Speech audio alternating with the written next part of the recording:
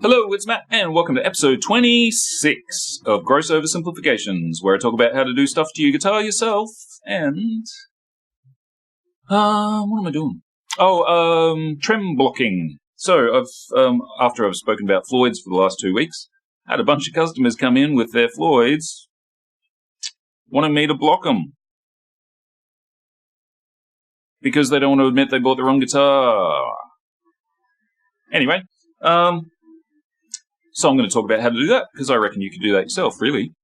Let's do 3 minutes on blocking your trems.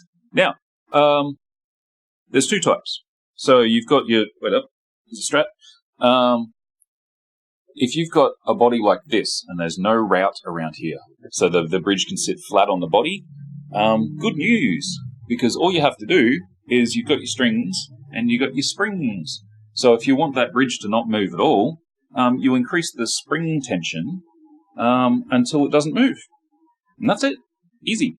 This one's got the claw wound way back. There's 2 screws here. You can just do them in. If that's not enough, you add extra springs. This one's got all 5, and the claw's all the way back.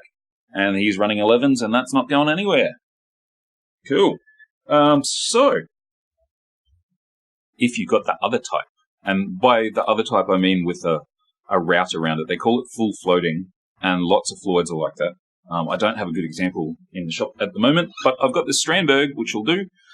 And it means, like, if there's a route around here, and you can use your trem and pull it sharp, then that's full floating, I guess.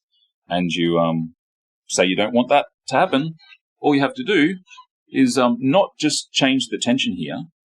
You want to stop this little block from moving. So when I move the trem, you see that block moving.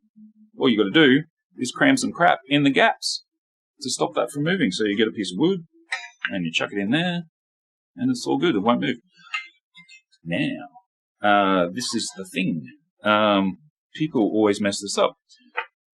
First off, set your guitar up as if you're going to have it full floating. So don't just block up your trem and then try and set it up. Set it up as if it was going to be full floating awesome. And then put the blocks in. Okay, that's pretty important.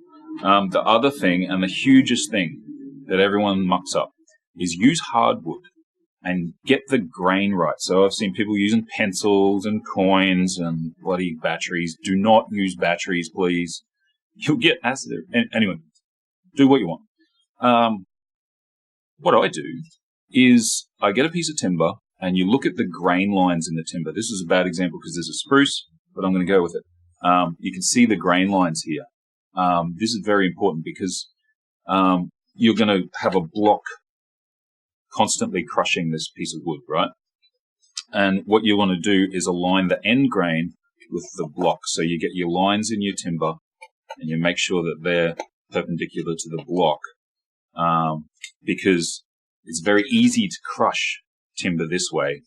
It's very, very hard to crush timber along the end grain. That's like pushing down on the top of the tree. You can work it out. I don't care.